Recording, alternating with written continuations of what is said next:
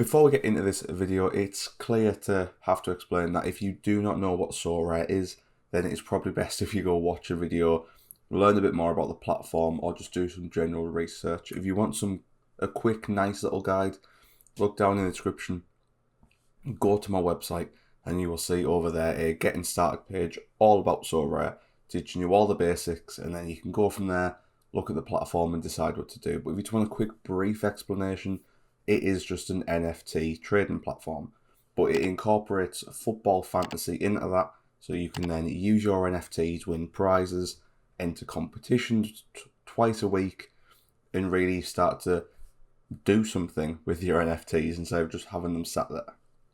You don't have to know anything about NFTs or have any sort of idea what's going on with them, because I don't myself.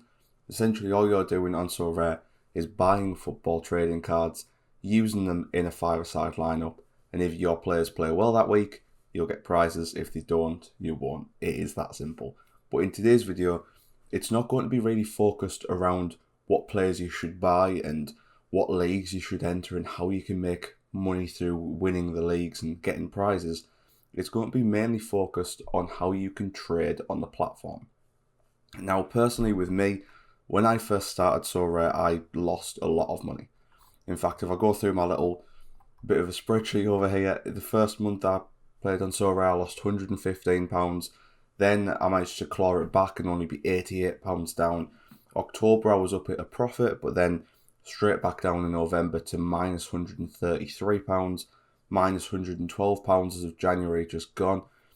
I really did lose quite a bit of money when it came to Sorare, but what I've started to move towards now is a trading side of things. I've built myself a threshold team, which for those of you who don't know, which come over to Sorare here, a threshold team is where you enter a team into the Rare All-Star League. And when you enter it in the Rare All-Star League, all you need to do is hit these thresholds down here. If you hit over 205 points, you get £23.50. If you hit over 250 points, you hit £47, obviously depending on the value of Ethereum. So I decided to put all the money I had in Sorare into a threshold team that I thought would perform well. We've got that team there ready now, going. I'll only adjust it if there's an injury or a suspension or something along them lines. But I still have £250 sat in my Sorare account with a couple, maybe £100 worth of players sat in my club as well that I'm ready to sell. So what I've decided to do, instead of building a team with that will never win anything, I've decided to learn how to trade, and I'm going to take you through some of the methods I've found recently in this video. Because over the past, I'd say 3 weeks now, since I've been trying to trade on Sorare, I've made a profit of 0.02 Ethereum, which may not sound like a lot. It is only around £50, but that is the same as if I was hitting the upper threshold. So, and I am just a beginner when it comes to trading, so you can probably adjust some of these strategies. Let us know your own strategies down below as well. But the strategies I've been using are fairly simple. You can't really mess up on them too much either, so it's just nice and calm and hopefully going to get you some money. So let's get started. So the first little strategy that, I'll be honest, it hasn't worked for me yet, but that's not to say it won't work for you. And I have spoke about before on the channel, it's getting the first bid on players. Now, players in the auction over here, if you come down to new card auction and cards, they don't often go for the first bid. You can see some of these are up at £50, some are at 20, some are at 65, some are at £3.06. So we've got one guy there who's gone for a couple bids in, 10 bids in. But what you want to be able to do here is to be able to get the first bid on a player. Now, that doesn't necessarily mean just bidding that initial, I believe 47 pence at the moment, or 94 pence at the moment. It doesn't mean just getting that first bid on. It means being able to set the price for everyone. So what you want to do to get to this point, and I'll touch on what you can do when you get there in a little bit, but you're going to scroll down the bottom and you'll see the amount of pages there are. There's 25 pages in this search. That is the most amount of pages you can have at a time. That doesn't mean there's only 25 pages worth of players. It just means that's all you can see here. So what you want to do is adjust your search parameters until you get to a point where that number is less than 25. It's that simple. So what we're going to do is we're going to go for the upcoming game week, which, I mean, to be honest, is probably best if you have a bit more time before then. but we're going to go upcoming game week. I'm going to adjust the price right down, and then hopefully that might already start to see a little bit of a change. And it does. We're already down to 5 pages. So then what I'm going to do is come over to the last page, and you'll notice some of them here have 0 bids. And this is where it gets interesting. What people have suggested in the past is that you just come on here and bid, get the 47 pence on, and then hope it never goes above that, and hope that you just get them really cheap. But I have tried that on about 600 cards and didn't get a single one. And that is because quite recently Sorare updated the fact that you can have a smaller margin between the bids. So before it would go from like 47 pence up to like £2 and then up to like £6. Whereas now it'll go from 47 pence to 71 pence. And it has smaller increments. So that strategy doesn't really work anymore. But what you can do when you're the first to bid on a player is you can go and give that player a research. So that, for example, if we wanted to have a look at this guy over here, we'll go over to Sorare data, put in his name, and you can see roughly at the moment, the cheapest price he's going for is £1.84. He's been going for around £1.76 the past 3 days. He hasn't played much. He played 8 minutes there the other day. He's 33 and he's a defender. You know, not to bid too much on him, but if you wanted to, you could try and get him for maybe £1.20. And then if you manage to get him for that £1.20, the chances of someone outbidding you and pushing it over the value that he's worth is quite slim. Is he worth doing it for the risk of a couple extra pence? Probably not. But that is the principle of this first trading idea. You're going to come and find all the players that have 0 bids on, someone like this guy over here as well, search them up on Sorare data, and just have a look and see what they're going for. So this guy's been going for around £8 the past few days. His floor value's at £9.43. So what I'm going to do is I'm going to stick in a bid on him for around £7. And what I'll do is I'll just put in £7, maybe £7.20, get that bid put in on there. And then you can see now where the highest bidder at £7.29. If someone wants to go above us, they'll then take it to £8.23. And the chances of someone coming on here and upping that to £8.23 when you can see that his price isn't really worth it. At the moment, I'm only making a very slim profit. They're probably not going to want to do that. So hopefully that means in 2 days' time, we will win that auction. And that is probably a really effective strategy here because it doesn't necessarily need to be a low budget strategy. You've got a player over here who's got 0 bids and he's got a really good last 5 average score. He's only played once, and so it's probably not a true average score, to be honest, but we'll go give him a search, see what he's going for. And you can see he's still going for that £6. So the chances are he will go for above that just because someone will see the high number, not look into it and buy him for more. But you can come and do this on rares. You can do this on a player that you might find and he might be worth a couple hundred, for example. To be honest, you can even do it on the ones that only have a couple bids on. So this guy's got 2 bids. He's a goalkeeper. He's a starting goalkeeper as well. So we come over here, have a look at him. You can see he's going for around £215. You might then want to come on here, place a bid of, let's just say, £195. And then you've potentially got that card won for cheaper than his value. It's all about just trying to make sure that the next bid isn't worth doing. So you're getting a small amount of profit, but you're getting a profit. And then that way, you're going to make sure no one outbids you, or if they do, it doesn't matter to you because then there's no profit available. And you're just going to be the first ones to be able to determine if you're the one to get that profit. So that's the first strategy. It's one I'm definitely going to be implementing into it in the next few weeks. For those of you who don't know, we do a weekly update video on Sorare. This is one of them this week. We're just going to go through some trading tips. Then next week, we have me building that threshold team I told you about earlier on. And we'll also catch up on results every few weeks as well and how things have been going. I'll update you guys constantly as well on how well I'm trading, if we're making a profit, if we're making a loss, everything like that will get done over the next few weeks and months. But that is the first little one, being the first to bid on a player. It doesn't mean paying the bare minimum for a player. It means getting to set the price of the auction. But now we'll move on to the next one, which is one I have used and I've got an example of, and that's the bundles market. Now, when it comes to the bundles auction, you get some people who just can't be bothered with it because you have to do individual research on all the players. So for example, if we come over here, this one, that has an hour and 3 minutes left, you can see the selection of players that are available. To see if this is worth it, it is quite simple. You're just going to come over to Sorare data, look up each one of the players and see what the price value comes out at. Now, it's not going to be great for this one because you do have a few people who are actively trading the bundles. It's going to be slim profits, but the idea behind the bundle is you can sell off the 3-4 cards that are going for something now and then hold on to someone who might be worth something in the future. And that is kind of a nice little benefit side of it. But if we just quickly go look up all these and see what it's going at. Again, if you wanted to, you can do the bundles, get them filtered, go down to the last page where there's potentially no bids on them yet. Or to be honest, there's quite a few. But again, you can set the price with these. For example, this one over here is never going to be going for £96. It's definitely going to be going for more than that. But you can come over here, maybe on this one, the Dybala, Chiesa, Kai George, Luca Pellegrini one, do a bit of research and then go put your bid on and be the one in control. There's just loads of different variations of what you can do with bundles. And I'll show you in just a second which is the one I ended up with. But I'm just going to quickly go and look up, see how much all these players are worth. So after a quick look at these, the best market price available at the moment is £303.03. So just to make it fair, I'm going to reduce that by 5% just to account for offers. So that brings it down to 287. Now if we wanted to, if we put a bid on here, it's probably going to be okay.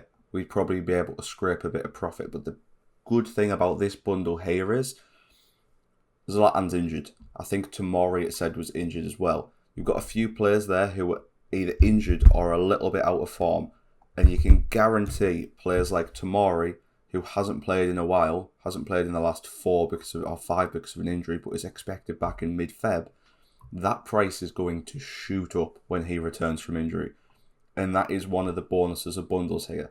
You could come on here, resell Vanessa, Giroud, Zlatan and Calabria, and still have quite a nice big chunk to trade with, whilst you then also have a Tomori sat waiting to recover from injury. So that would allow you to get a nice profit. Now, me personally, when I did my bundle the other week, I'll just get it up over here. You can see I bought a Juventus one. We got Luca Pellegrini, Kai George, De Ligt, Danilo and Moise Kean. Now, with the majority of these, apart from Luca Pellegrini, we got a nice little profit. You can see over here, if we look to the side, although we made a loss in terms of the value at the times, with the actual Ethereum over here, we made a profit for all of them. The only one we didn't sell was Danilo, and that was because he was injured. And I thought to myself, why sell an injured player? Let's just wait for him to come back. And that's exactly what we've done. And at the moment, I'm just waiting for his score to update over on Sorare, because he hasn't yet had that score come in his average rating, but he got 90 at the weekend. So that's going to shoot his average rating up and shoot his price up too. But at the moment, we've got him up for £61. Not expecting him to go for that, expecting maybe around about £55. But either way, it's going to be a nice big increase on this ETH over here and really give us some profit. So that is just another little method of trading there. Come over here to the bundle section and just have a look. Spend maybe a couple hours researching the player prices, seeing if any of these are worth it. And if you're completely new to Sorare and you use the link down in the description, if you buy one bundle or 5 separate players on the auction, you're going to get a limited card for absolutely free. Now that could be an incredible limited card, it could be a useless one, but you never know if you don't try. So hopefully you do that down below. Now there are a few, so for example you can see here £1.38, it's definitely going to go for more than that. Go be the person who can set the value and then make it so the next person who bids, it's not worthwhile them going over it. And there is some incredible value that can be made doing this on the bundle market because of how high the prices get. So it's definitely worth looking into if you haven't before. The next one we're going to be talking about is buying players who are out of form. That one can either be a player who's injured or a player who's just completely playing poorly. Anything like that will drive their price down massively. So for example there we saw loads about Tomori, and he's injured, hasn't played in 5 games. And his price, if we go look over here on the price graph, it's stayed relatively the same. In fact, we'll look at the rare market just because it gives a better reflection. In fact, no, it doesn't. We'll stick with the limiteds. But you can see his price came down here for around about 91, 92. That'll have been just as he got injured.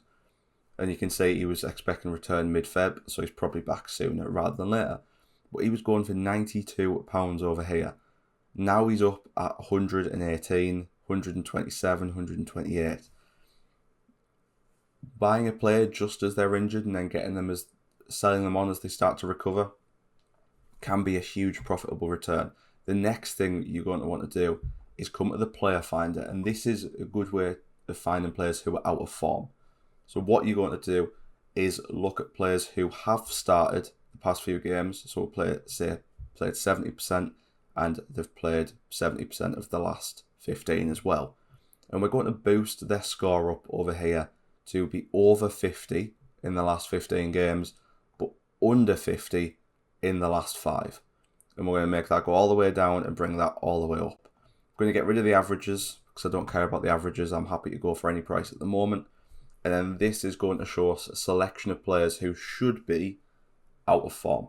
They should have played really well in the last 15, but in the last 5, they just haven't got to it. So for example, over here with this guy, it looks pretty perfect. We've got someone who's played really well the last 40, really well the last 15, but when it comes to the last 5, they just haven't hit them scores that they've hit before. This will be a guy whose price has probably started to drop and has, but in the long term of things, he's hit form before. He'll probably be able to hit form again. Now, he's still really expensive because even this is a decent form for a defender. But that is just a nice little example there of how you can probably pick someone up who's off form a little bit and then start to get them. You can see a month average, he was going for 359. He's now at 261. If you can buy him now at around about 250 and then resell him in a month's time when he's hopefully back in form for 350, nice £100 profit there. Now, I won't lie, this one was going to be a video that was going to release a few weeks back during the January transfer window, and a big aim of the January transfer window is to buy the rumour. And I did that during one of the examples, but I'm still going to tell you about it now because hopefully you'll be able to use that in different transfer windows. So there was a player called Mitchell Bakker. He was going for fairly cheap at the time, but was heavily rumoured to be going to Newcastle United. So what I did, bought his card, listed him for a couple £pounds extra, waited for him to get bought. He didn't end up getting bought by Newcastle, but he did end up getting some extra bit of hype. He got me a very small return, not even 0.018, but it was still a nice little bonus.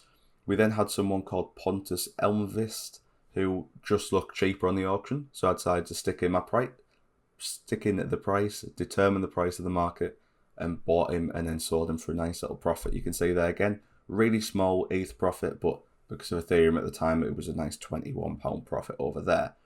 So far, I've told you about being the one to set the price on the auctions, using bundles to get a big group of players and sell them at different points, buying players who are either injured or out of form, using the transfer market, and the final one is quite a mix of them all, and it's buying a Red Cross player.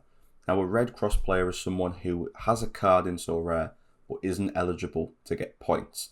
Someone, for example, I believe Diego Costa, as you can see here, Diego Costa, without a club. If we come over to Sorare itself and give him a search, all of his cards are going to have a little red cross next to his name. As you can see, not eligible for points. That is because he doesn't have a club. But free transfers and free agents can go to clubs at any point in the season. It doesn't need to be within the window. They can buy them at any point at all.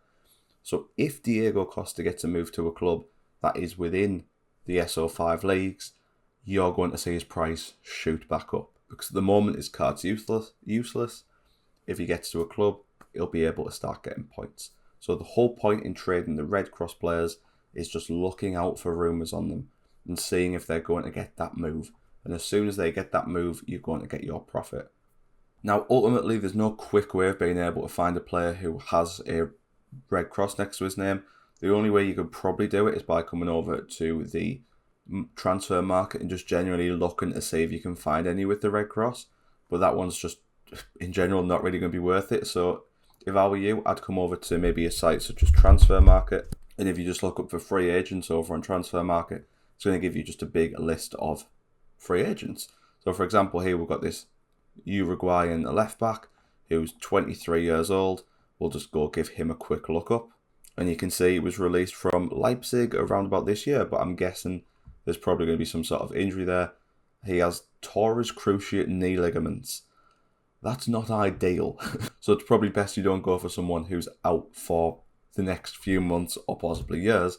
But if we come over here, you can see his card is available on Sorare. He does have some scores back when he used to play, and he's only 23. So if you maybe wanted a long-term investment, you could go for him, but that is a really risky one. But you'll be able to see some other players on this list. I think the Diogo Costa one is a really good example because he should be signing for another club fairly soon. And if we just come look over at the rumours and we just look at some of this here, for example, John Terry is suggesting Diogo Costa should go to Newcastle on a free. That would be a big one. That would be a huge one to get in and get the transfer value shot up for him. But having someone like that can also be a bit risky. If he doesn't get a club and he retires, your card's pretty much worthless and you've got no value to him anymore. But as long as they're going fairly cheap anyway, it might be worth the risk. But that is it for trading strategies. If you've got any of your own, let me know down in the comments and I'll love to try them out and maybe do a video on them. But it is really that simple. There is so many different ways you can find value in Sorare. I think this video will be perfect for you if you're starting Sorare and don't have that big of a budget. Say you want to get into Sorare with £100. It's not going to be enough to build you a limited team that can win prizes. It's not going to be enough to build a threshold team. But you can get onto Sorare with £100 and quite comfortably start to trade your way up through buying and selling cards and really starting to get a nice portfolio going. Now, if you were to do that, you would be able to see some big profits and then move on and be able to get some better players and start to build your threshold team. And just to showcase that, in a few weeks' time, what I'm going to be doing is I'm going to give myself £100 at the time, whatever that value is in ETH. We'll keep track of it. And I'm going to spend a week seeing what I can do with that £100. Seeing if I can either get a good profit, see if I end up with a loss, see what I can do. If it's too short of a time, we might leave it to be over the course of a month instead so we can do some long-term trades. But I'm definitely going to give that a go just to show you that you don't need to start Sorare with a lot of money. And even if you only had £50, you could quite comfortably get in and trade the limited market, buy the little lesser known players who are out of form, resell them in a few weeks' time. There is still value to be made on Sorare if you don't want to either play the leagues or you don't have a lot to get started with. But let me know down in the comments what video you want to see next on Sorare. Please be sure to hit the subscribe button if you're completely new, and I'll see you in the next video.